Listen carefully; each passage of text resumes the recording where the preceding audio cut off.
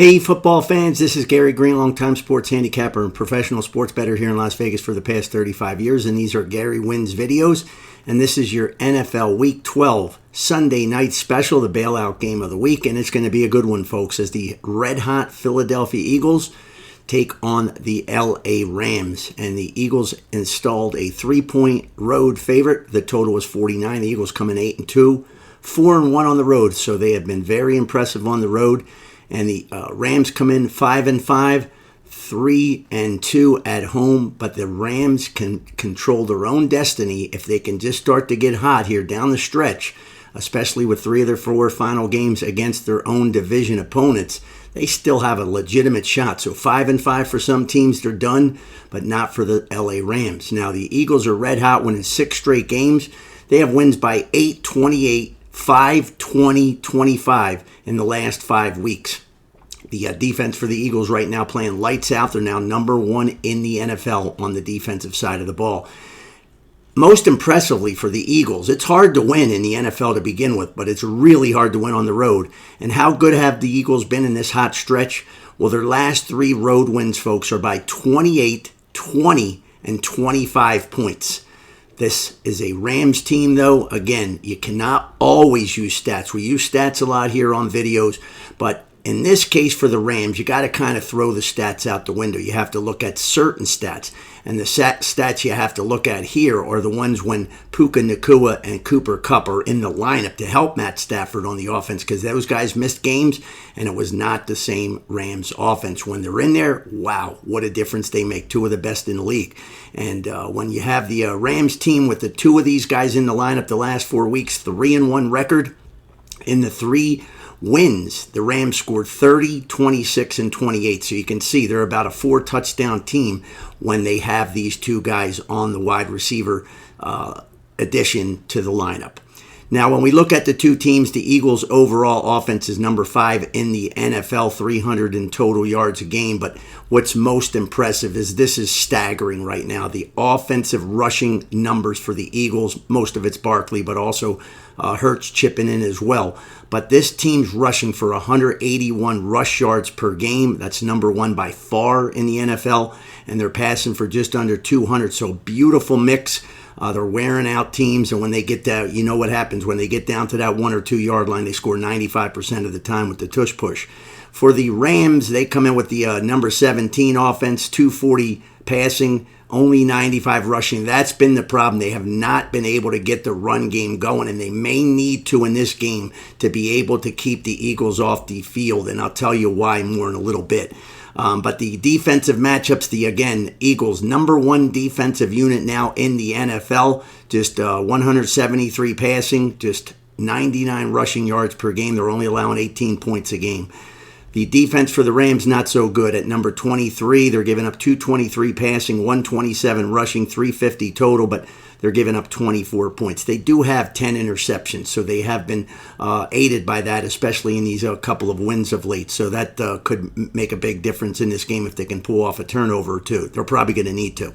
When we look at why are the Eagles so hot, well, Jalen Hurts has gotten hot. He's gotten away from making stupid mistakes and taking bad sacks, scrambling around and losing 20 yards on one play. And he's got 15 touchdowns in the last 5 games. He's got 6 passing and 9 rushing touchdowns. And when you have that to go along with Barkley, if you're passing the ball pretty well, it's almost unstoppable on offense right now, the way the Eagles are playing. When you have Hurts playing in this form, this is what he was doing a couple years ago when this team went to the Super Bowl, and he looks to be back in it. And one thing that happened was the head coach, Nick Sirianni, was getting too involved off the field and during games, and that wasn't good. And they kind of seemed to get past that quietly, and now they're just an engine running full speed ahead. They're a train running full speed ahead.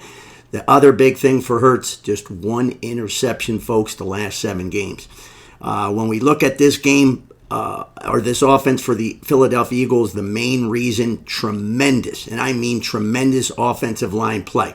Now, you can look at sacks, and Hurts does get sacked a decent amount, but most of that is not on the offensive line. It's on Hurts trying to make big plays. He certainly has the receivers to try to do it, but the big thing, again, is Barkley. in the backfield. Saquon Barkley, the best pickup in the offseason.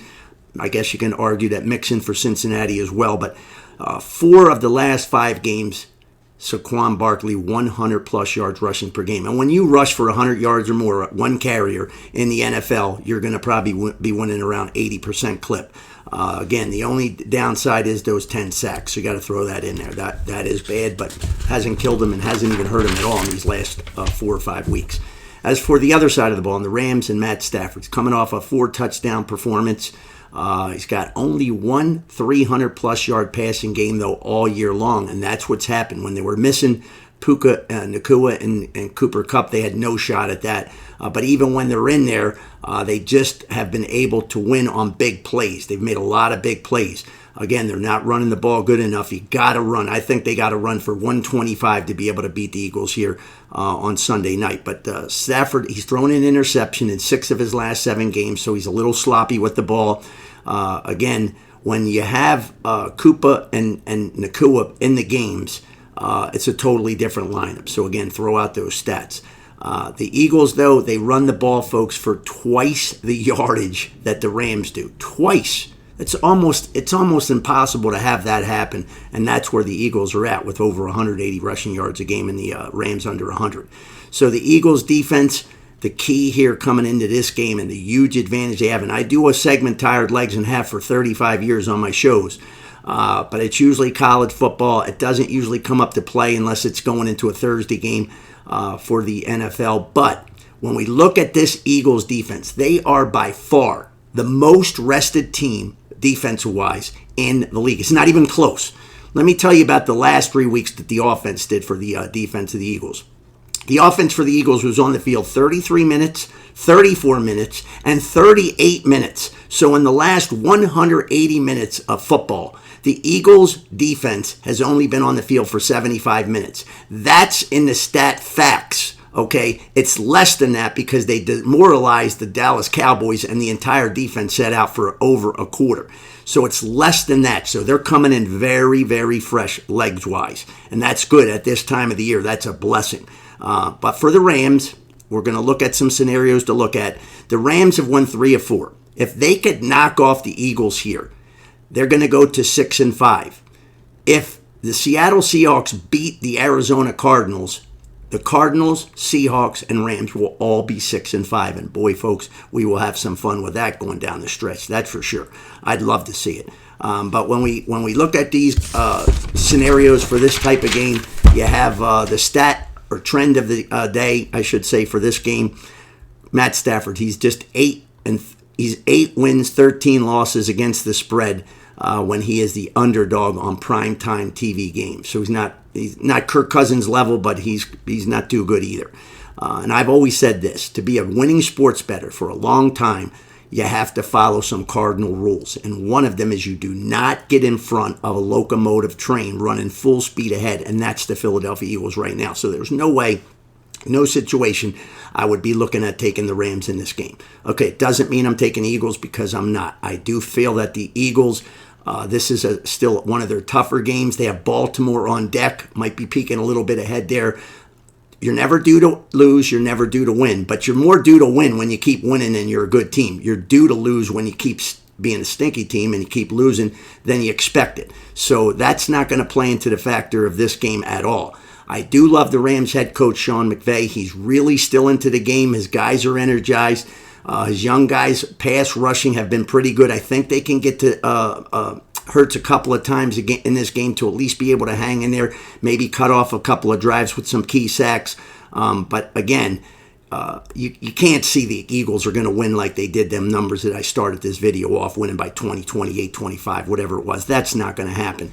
I have given a prop on videos and radio shows, and it's hard to believe, but I'm 10-0, and I'm not a props guy. So it's just come out and about. It started out by me just giving some props that I really liked in certain games, and they're usually these preview games, either Thursday, Saturday, or Sunday and Monday in the NFL. It might have been a college game, but usually it's been the NFL. I'm going to go with a prop here, and this prop bet is going to be, will the Eagles star wide receiver A.J. Brown score a touchdown? And the answer is simply one word: yes. Yes. He will score a touchdown in this game. The Rams defense is allowing 7.5 yards per pass attempt. That's third worst in the league. They've allowed 18 passing touchdowns this year. In the last 4 games, A.J. Brown has no touchdowns. That is very rare because he wants the ball. Trust me, he will go to Hurts and he will ask for that ball. He does not like to be missing that ball. He has been targeted a lot more in the last 2 weeks, and 15 times. I fully expect that he's going to take advantage of this secondary for the Rams. He's going to get a touchdown in this game. As far as Brown, again, he's a pride player. He wants this. I expect that he gets his touchdown in this game, so that's a solid prop bet for you. Again, as far as a pick goes, again, I'd probably just lean slightly to the Eagles just because of how red hot they're playing, and if Hurts doesn't turn the ball over again, he's only thrown 1 interception in his last 7 games.